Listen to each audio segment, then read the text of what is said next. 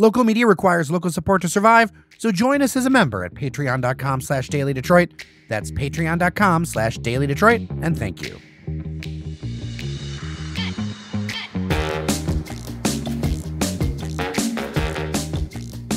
Hello, friends, and welcome to your Daily Detroit, sharing what to know and where to go in Southeast Michigan. I'm Jer Stays, and today, Thursday, March 2nd, 2023, it's about where to go.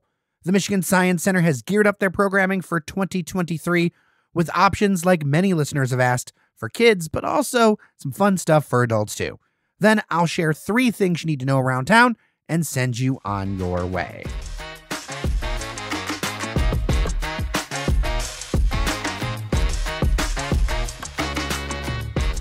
Joining me virtually, Lucy Hale, the Chief Business Officer for the Michigan Science Center. But listeners, I assure you, she has plenty of science and nerdiness that goes along with her, don't you, Lucy? I sure do.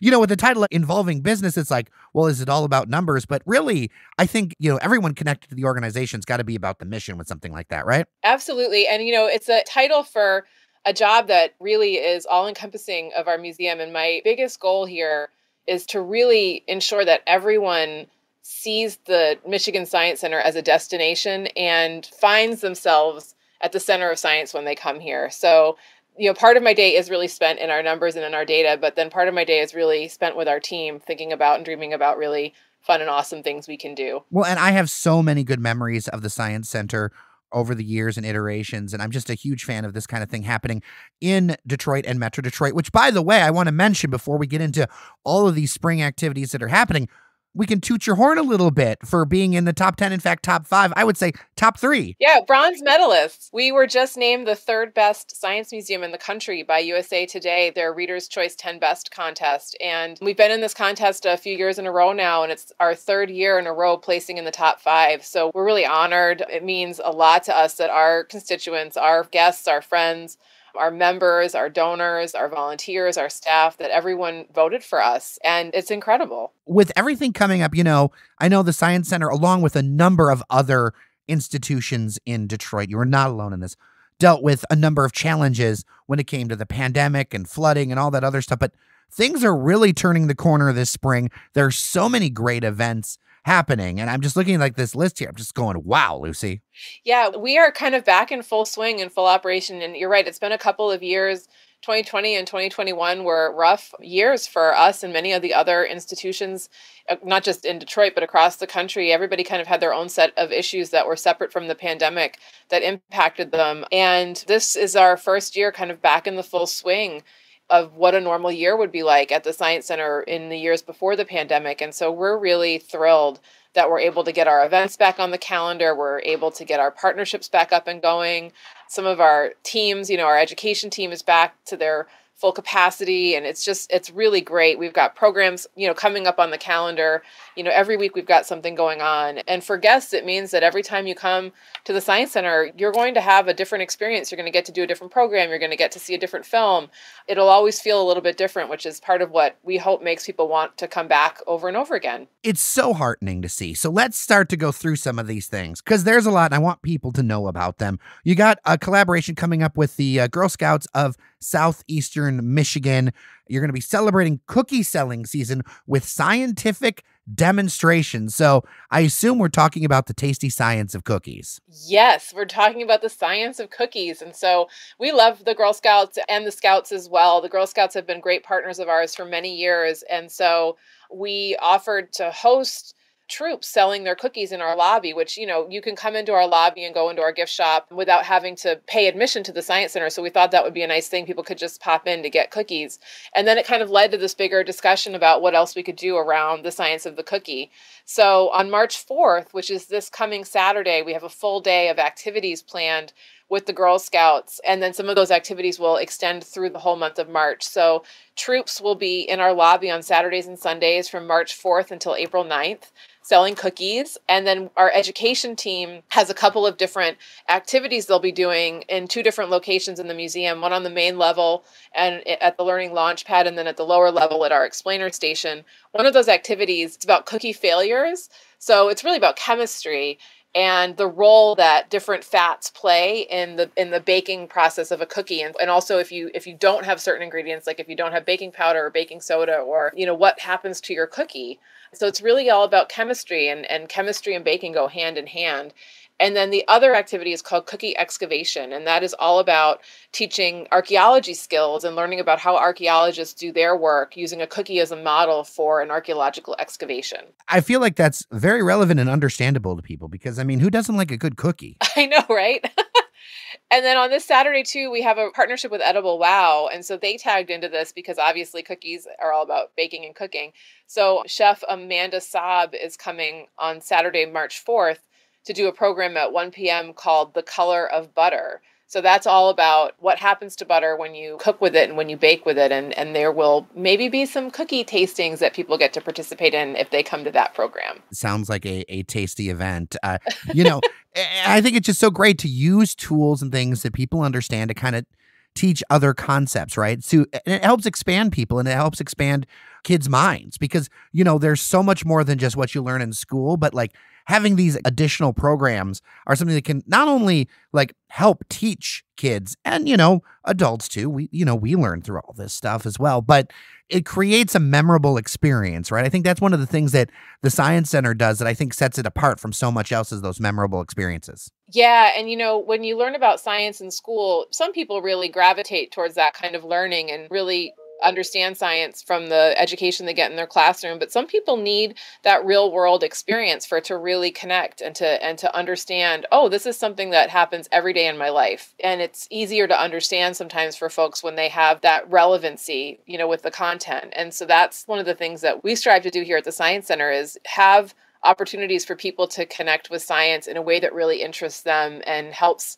them understand the science better, but then also realize that science is in every aspect of our lives. And it's something that we hope that people walk out of here really loving science a little bit more than they did when they came in. Well, right. And I mean, if you love cookies, you got to love science because it takes science to make cookies. I know there's so many things happening too. Like people love cookies. People also love films too. And you got a bunch of stuff with that going on. Yeah, so we have 3 theaters here at the Science Center. We have our IMAX theater, our planetarium, and then our Toyota Engineering 4D theater. And we really think of our theaters as portals. These are places where people can get transported to other worlds, other planets, other universes, other habitats, and places in the country or in the world. In our IMAX theater, we just launched Dream Big, which is a film about engineering and about the architecture of cities and how cities are built.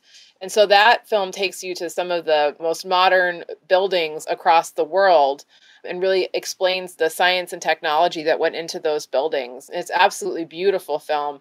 And then in the engineering theater, we have a film called Turtle Odyssey. So that film transports you under the water, under the ocean, all the way to a coral reef where you get to learn about the adventures of a baby sea turtle and then take a journey with that turtle through its life. And so these are really great ways for folks to take a break from their day-to-day life and go to a different place without ever really having to leave their city, without having to leave Detroit, and find some inspiration in that. For sure, for sure. And there's other kinds of events happening too, like even an event for adults. Yeah. We're for all ages. Whether you're a 1-year-old child or a 99-year-old child, we have something for you here. And so we have adult-only evenings for 21 plus because we have a bar set up. You can get some adult beverages. And so the next one of those is on April 15th, and it is all themed around astronomy and space. And so we call these events After Darks. We do 4 of them a year. They're really fun events. The whole museum's open, so all of our exhibits are accessible. And we have special programs in our theaters. So we will have some speakers in one of our theaters, and then in our IMAX theater, we do special laser shows. So the last After Dark we had Laser Taylor Swift. I can't yet announce what our laser show will be for April, but it might be a singer who is from Detroit and she's super popular, so you can make your guesses now. Ooh, dailydetroit@gmail.com. I want to hear your guesses, fans. And then we also have special programs that happen throughout the night. So this upcoming one in April, there's been some really amazing news that's come out from the James Webb Telescope. So our staff astronomer is going to be doing some special programs, interpreting those images and talking about the science behind them. Mm. So when people come this spring, what kind of exhibits are they going to see? Because we've talked about some of the special stuff. What is some of the core going to be this spring? We have our 220 hands-on exhibits. And so things that folks love, like our couch potatoes and the Invisible Woman and our whisper dishes and STEM playground and our space gallery with our Apollo capsule, all those are still here and will still be here. But we have a special exhibit on the fourth floor that we've extended called Level Up, which features Electric Playhouse Travels, which is a really incredible digital interactive play space. That whole exhibit is about the science of gaming and how we learn through playing games. It's a really great space, and folks can spend, an hour in there, or they could spend, we've had people that have spent 4 hours in that space. It's so much fun.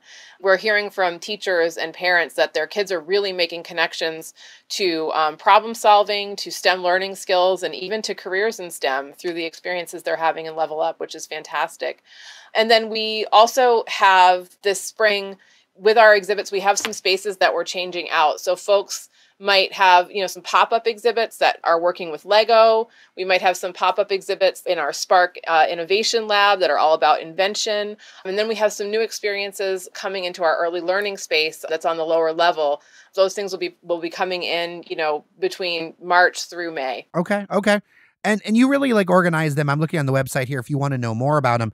You really organize them into galleries, it seems. Yes, we have different galleries. And sometimes, it's hard. Like some of our galleries kind of flow into each other. And so, it might feel like you're in one big open space, but there's little pockets where content is clustered, especially on our lower level. We have, I think, actually 4 different galleries down there, but, they kind of all flow together like an open concept home.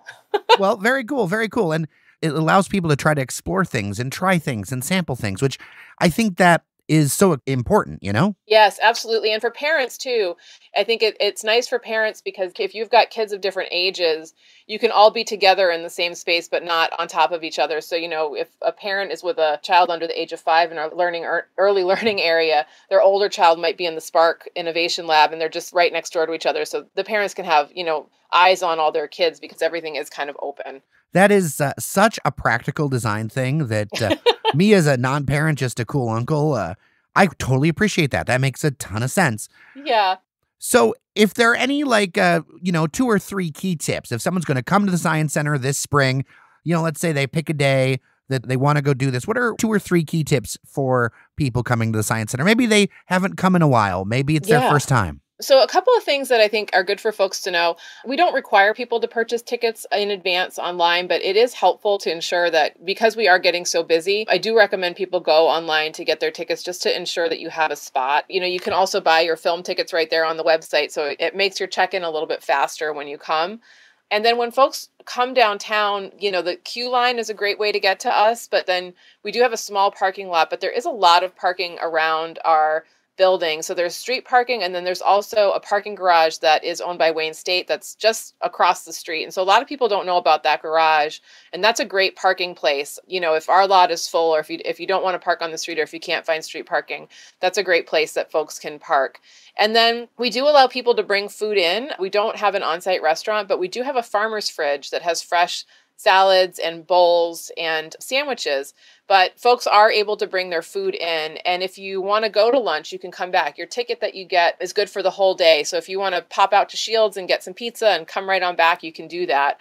And, the whole cultural district is a great place to spend a day. And so, if you're going to spend 8 hours down here, I would recommend, come to us for half the day and then go to the Charles Wright or to the DIA, to the Historical Museum for the other half of your day, because there's so much to do down here in Midtown. Yeah. Park once, visit multiple places. That's exactly. Definitely the way to go if you're coming in. Some of us are lucky enough to be able to bike down there. But, for people coming in, I know that when you're bringing in families, all that kind of stuff, there's a lot to it, but there's a couple of great parking options. Shields is great. There's, restaurants around there that you're going to want to check out. There's just so many options in there. It's just a great way to have a family fun day, in Midtown, in the cultural district, which, brings so much to the table. Yeah, it's a really amazing place. I've only been here for a year, and I guess I knew that the other organizations were here, but it wasn't until I physically came into the Science Center that I realized how close everything was.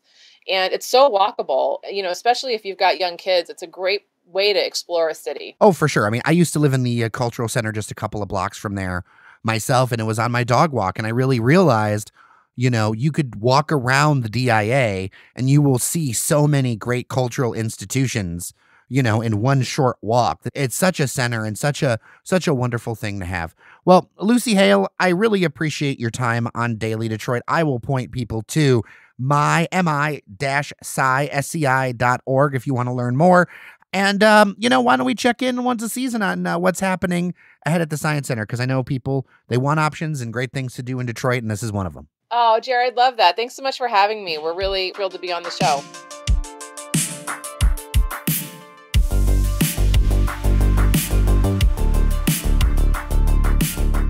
Here are a few things to know today. On Thursday, Detroit Tiki Bar Lost River announced that they're going on hiatus for an indefinite amount of time. The East Side establishment on the Grosse Pointe Park border has been part of the resurgence of the tiki bar scene as of late. Details are light, and it's not known when they will return. Still open on the weekends is Apartment Disco. You'll find that upstairs. There is reportedly trouble at the Detroit John D. Dingle VA Medical Center. The Detroit News reports that investigators from the Veterans Health Administration's Office of the Medical Inspector has discovered a pattern of substandard care and inadequate oversight, leading to patient harm and deaths. A report says that senior leaders tried to conceal poor care by changing external peer reviews and other data, and that subordinates who spoke to investigators feared retaliation if they reported concerns. Investigators also validated a whistleblower's allegation of collusion among senior leaders and a medical provider with concerning clinical outcomes. There's a lot more, and I will put a link to the Detroit News story in the show notes. This will be something to watch. Let's go out on a light note. East African restaurant Baobab Fair's co-founder and chef Hamisi Mamba won Food Network's Chopped Tuesday night. I already have an interview together with him about everything he went through and the charity he's supporting, Freedom House. That will be in your podcast feeds very soon.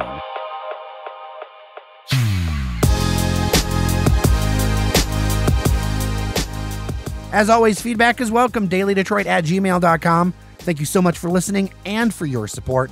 I'm Jer Stays. Remember that you are somebody, and I'll see you around Detroit.